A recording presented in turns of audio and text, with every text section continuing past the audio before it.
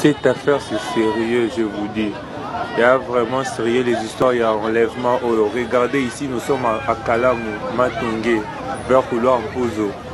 Vers Matungé, au Tiki Sindwe, au côté de la Kati, qui est le cas Victoire. Ah, Nebomoni, population est télémi, Bouébélé. On a vu directement Ketch et Zoéa. Ketch et Zoéa, vitesse. Batunakati bazo beta na ba vitre, des jeunes filles en train de crier, des bateaux à moto basungi population, des bomona ba moto belé boy sont venus et belé ba encercler voiture. Heureusement il y avait un peu d'embouteillage na avenue, bato ana bakoki tere enlèvement. Na kati bota la boy policier au bazo kangawana. Vous voyez au bazo beta wana, alati bonete wana.